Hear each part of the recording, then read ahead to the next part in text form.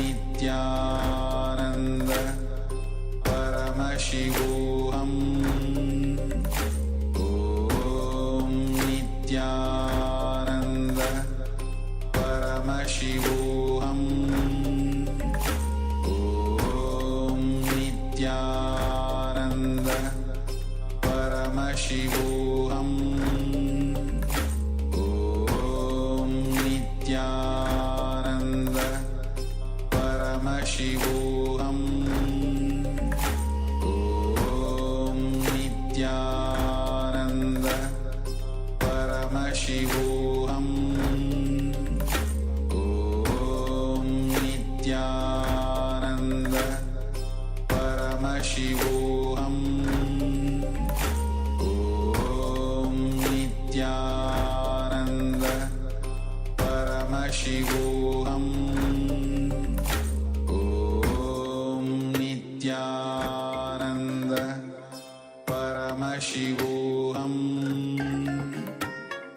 Om Nityananda Paramashivoham Om Nityananda Paramashivoham Om Nityananda Paramashivoham Om Nityananda Paramashivoham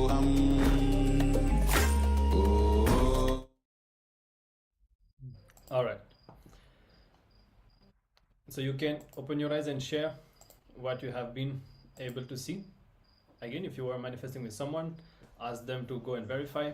And if you have scanned what we kept here, then you can share and we will verify if we have been successful. So keep in mind, as always, this power manifestation, it's really great that we are able to see and we can find out what objects are there in other locations. And the main thing why we have so many sessions, why we put so much focus on manifesting these powers, that the more we experience this space with Swamiji, the more transformation we experience. And in this case, for example, right now, how we are focused on what reality we want to create, the more we manifest these powers, the more we will see that whatever intention we have just simply becomes a reality. So it will not be a struggle anymore. After some point, our capacity to manifest will become such that we will just have awareness. What is it that we have in our inner space? And we will just know when something comes up in our inner space, we will know what reality we will manifest, and we will have control. If we see that we have something negative inside, we will be able to unclutch and prevent it from manifesting, and we will also be able to consciously create whatever we want. All right, so please share if you have been able to see anything in this round, and with this we will be continuing and moving on with our further sessions.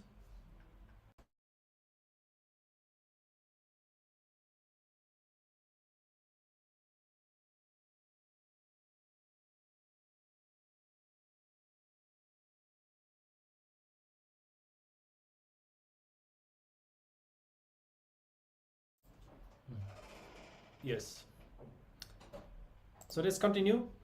And again, it's really great that we are successful in these powers. We'll have a few more rounds as the day goes continues. And now in our next session, we will be discovering the principles of the participatory universe, which is directly in line with this topic of reality, and how the universe is not something definitive, and our experience of the universe is defined by the kind of perceptions, the kind of thoughts that we have. That's why we say that it is participatory. We are involved in creating our reality in the universe. So this next session is going to be a video, and in which Swamiji will be sharing deeper insights and revelations on this topic. So let's get ready. Let's come to a space of listening and let's discover what Swamiji has revealed on this.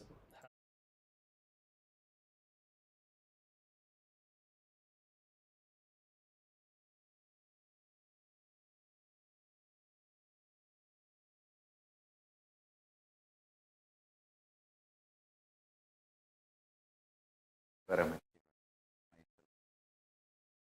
will reveal the truths about the cosmos. O humanity, align yourself to these great truths.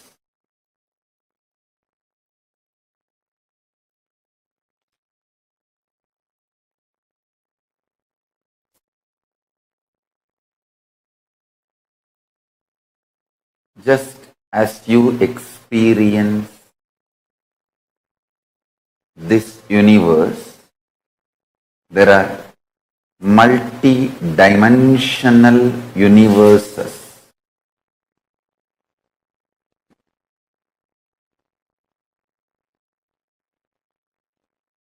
How you experience yourself in multi-levels at various moods, at various times, with various powerful cognitions or powerless cognitions inside your body. Same way, universe exists in multi-dimensions. When you operate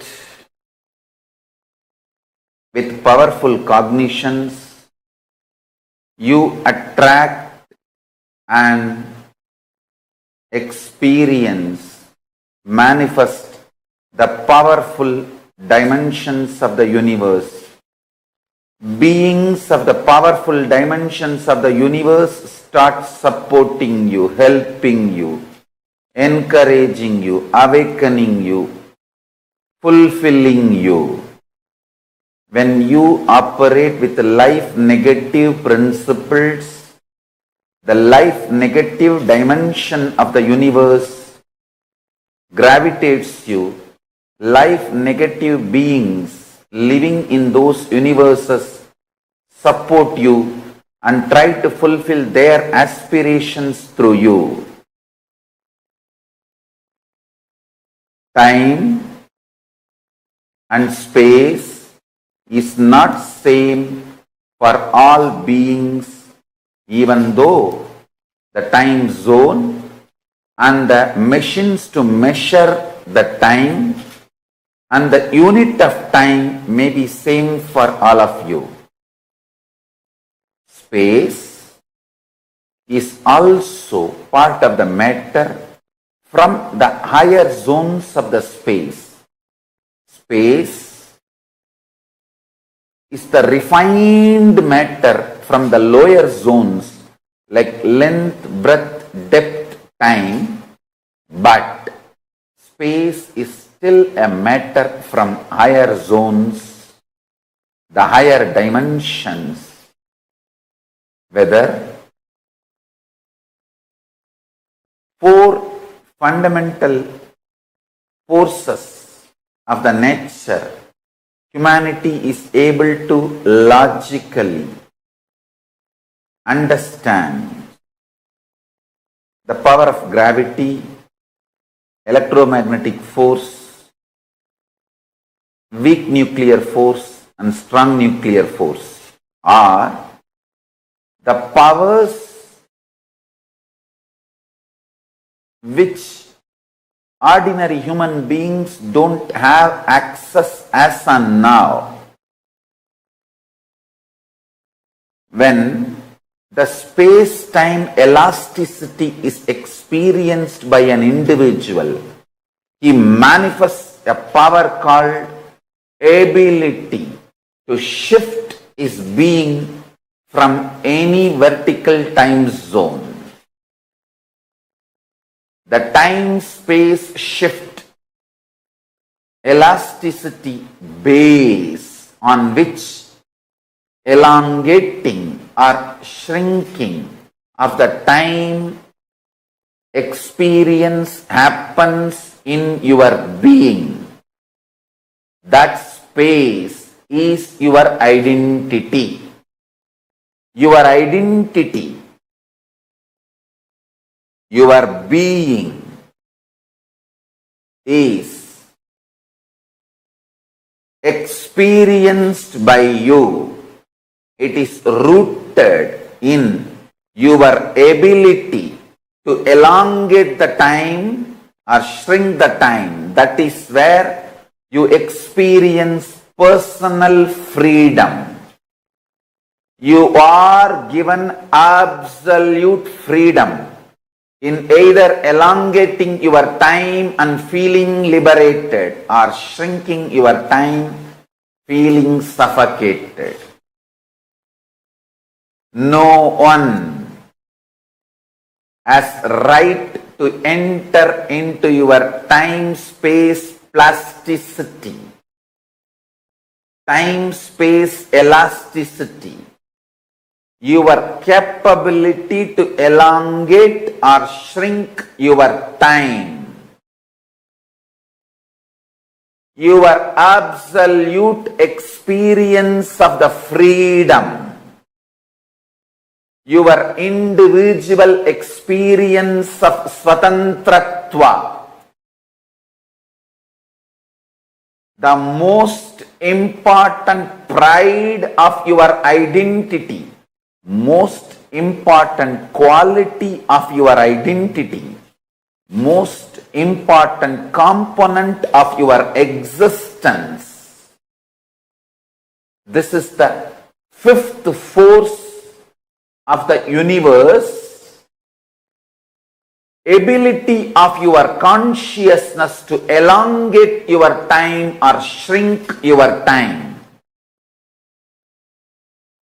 is verily available to all of you, but due to the delusion, you neither understand it or internalize it in measurable way. Anyone looks into his capability to elongate the time or shrink the time starts samyama, capacity of an individual. The samyama capacity of the individual is the fifth force of your nature and fifth force of your consciousness.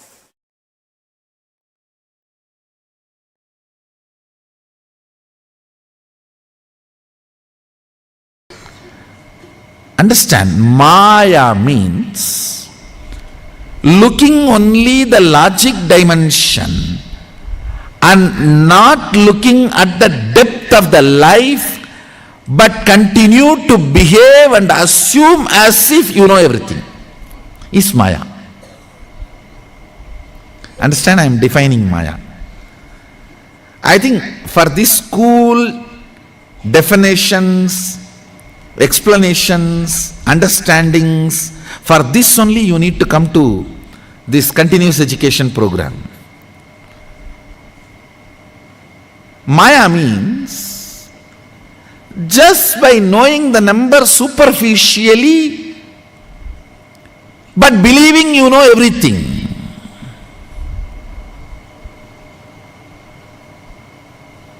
How many of you are able to understand you do this in your life all the time? Whether in your business, or in your relationships, or in your decision making, you go on be doing this stupidity.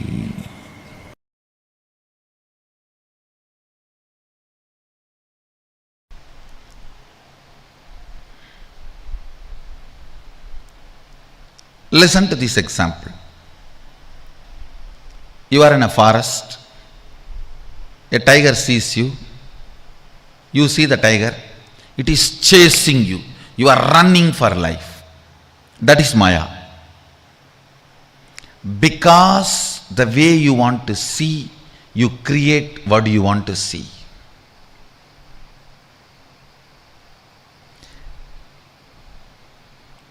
It is called Drishti Srishti.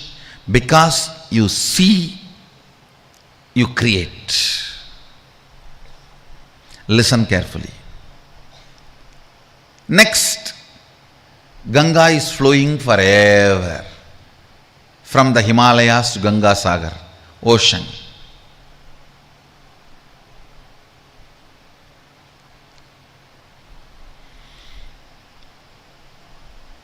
That is Srishti Drishti. Because it is there, you see. Listen carefully. This is the difference. Tiger chasing you, experience is Srishti Drishti. Because you see it is happening. Ganga flowing is Srishti, means it exists. Because it exists, you see. Tiger chasing you is Drishti Srishti. Drishti means seeing. Srishti means creation. Because of your seeing, it is created. Ganga flowing is Srishti Drishti. Because it is there, you are seeing. What's the difference? If there is a psychological intervention, for example, even the modern day researchers are proving, the moment you see the tiger, if you are shaken, frightened, certain chemicals are released in your body.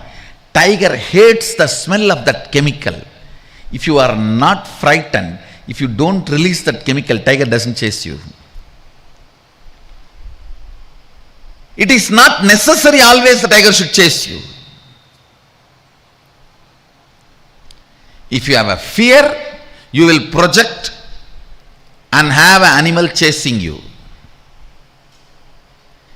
Whenever there is a psychological intervention and the manipulation of the happening, it is called Srishti Drishti.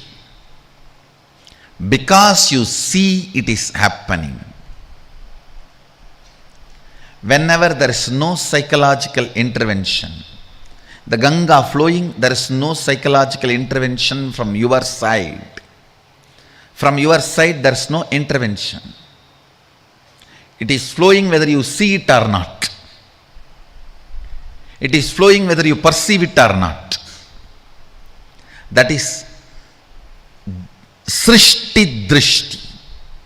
What is created, you are seeing. So listen, in this 25 consciousness, 11 dimensions, 5 aspects of Jiveshwara Jagat, neither everything is Maya nor everything is reality. There are certain things which are influenced by Drishti. That Srishti is Maya. Tiger chasing you is Maya. Ganga flowing forever is not Maya, it is reality. Where your intervention does not alter the existence, the reality. It's not Maya. So, your first question is that 25 consciousness, 11 dimensions, 5 aspects of Ishvara, all these are Maya or just different permutation combinations? Different permutation combinations of these 3, which is influenced by the seer, is Maya. Which is not influenced by the seer is reality.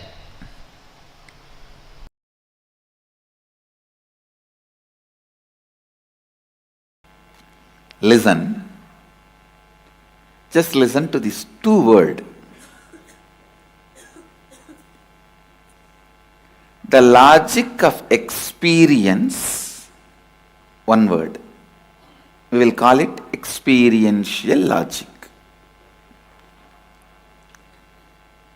The second word, logic of calculation, whether multiplying, subtracting, adding, deleting. The logic of calculation. We will call that, I'll give a new name, exponential logic. Just by multiplying or subtracting exponentially. Logic applied used the exponential levels. Understand these two logic, you will understand how you are missing some of the greatest experience of life by getting caught in a blind logic. It is like instead of cooling glass, you are wearing a complete no glass, just two black stones fixed in a frame. If you get two black stones fixed in a frame and wearing it, in thinking it is a cooling glass, and saying that whole world has become dark, who is responsible? So,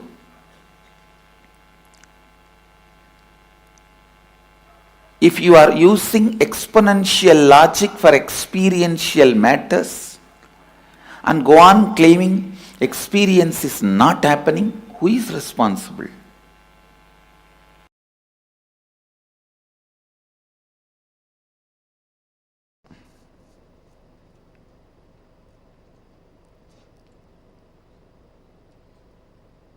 Understand these two logic.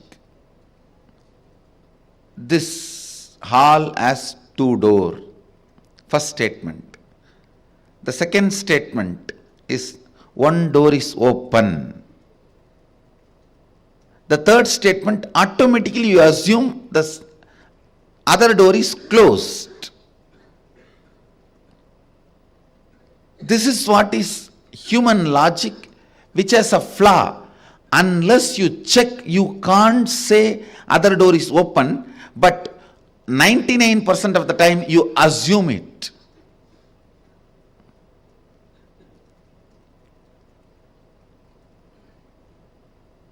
The fact is, other door may be open, may be closed. Only after checking you can say. But your logic is such, the moment you hear the first statement, this hall has two doors. Second statement, one door is open. The third statement, you assume. You assume the third statement. The other door is closed. No.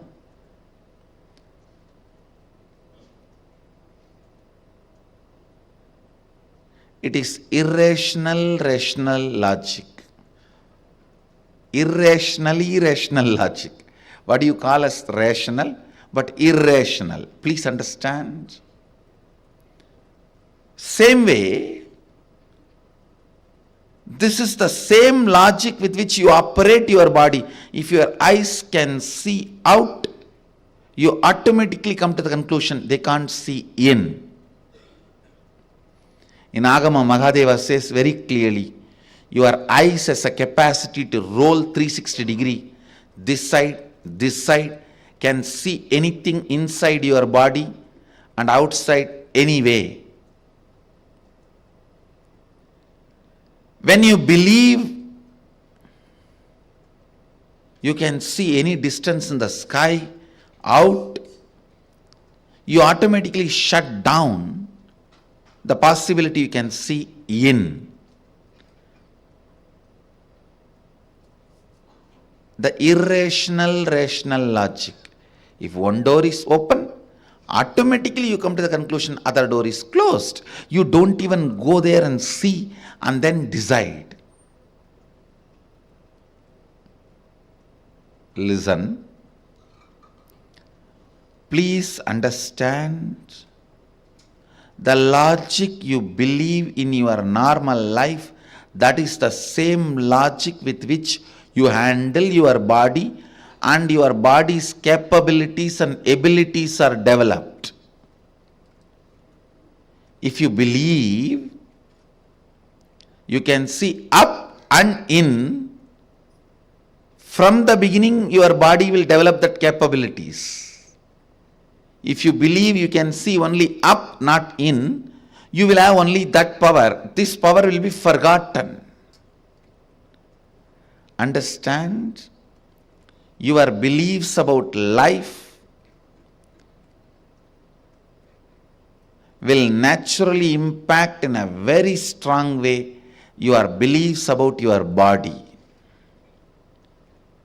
Your beliefs about your body will impact abilities and capabilities your body can experience and express. The powers and experiences you can experience and express. With this third eye awakening, many of you have broken that ice, that I can't has been broken. When this I can't is broken, half of the work is done. When you say I can, I just should say this also, and this also.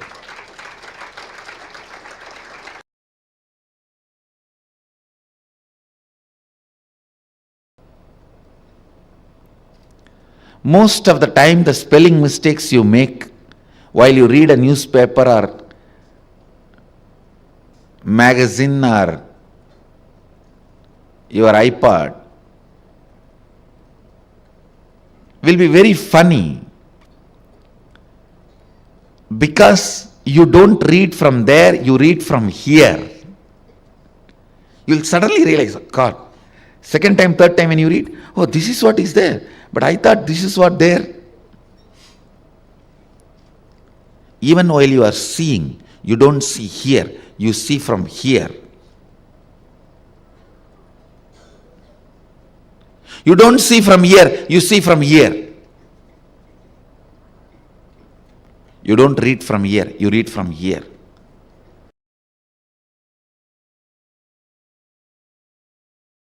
Please understand. Just like you have internal organs, liver, kidney, heart, for some people brain. You have internal organs, you have something called antakarana. English, I don't have an equivalent word for antakarana. Maybe I can give a new word, internalizing organs. They are not physically there. If you cut your body, you will not find those organs. But those organs are responsible for all the inner happenings, like your thinking, your words, your decisions.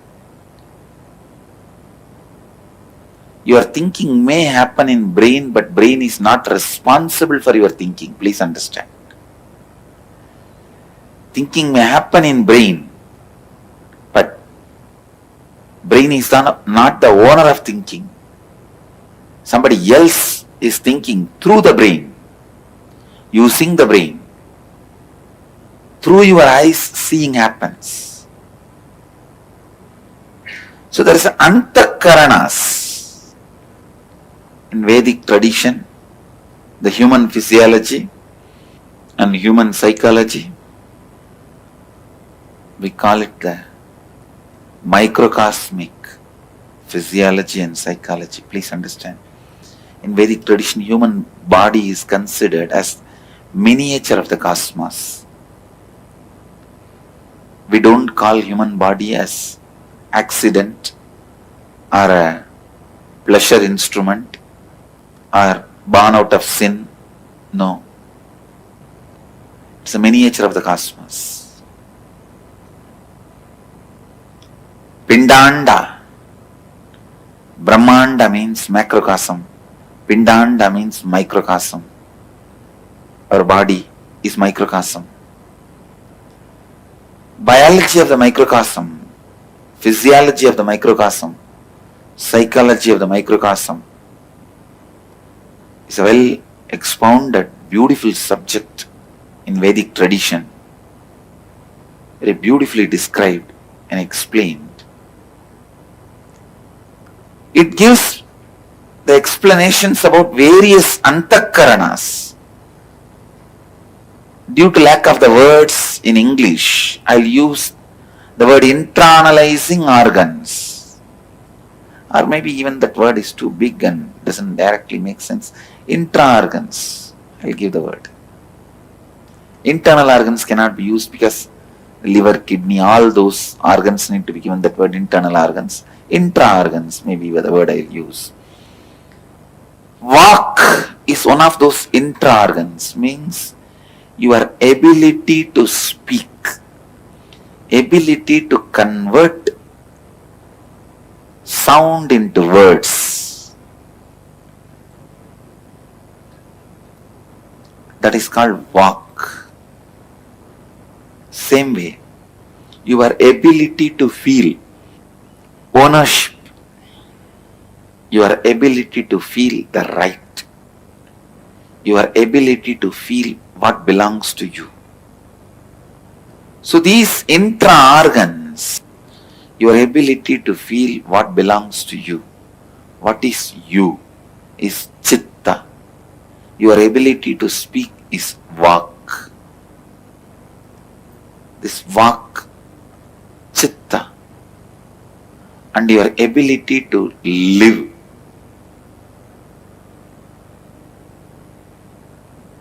Life. That is called buddhi. More than others, only I am enriched. Understand, the person who goes on giving nectar to others, more than others, he will only be filled with nectar. Enriching is such a powerful process, such an exciting process, such a joyful process, with the right context of life. It brings so much life, I tell you.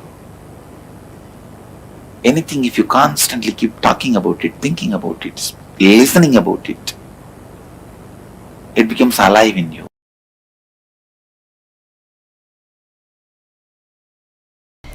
Just sit, declare the Mahavagya, the truth you need to be declaring, like the truths I gave, the static matter, dynamic existence, dynamic activity and strategic existence is one and the same. Declare that, and then just go to your third eye or Anandagandha. Remember, the darshan is the best way to remember. That is why the darshans are given with all this music, light, the light and sound effect. Just close your eyes and remember the darshans you had. Any one darshan, just replay. It's already recorded in your system. Just replay any one darshan you had in Savasana. That song and light and show the whole thing. That's all for a few minutes. Then give the instruction now. Simply the matter will obey, matter will do what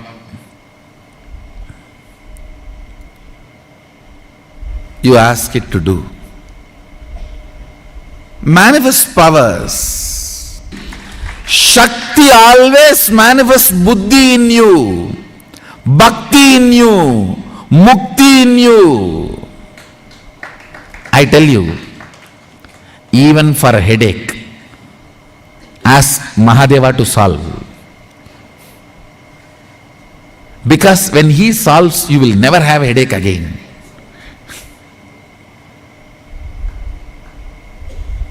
So when you manifest powers, as per his instruction, Shastra Pramana, as per proper Shaktipada,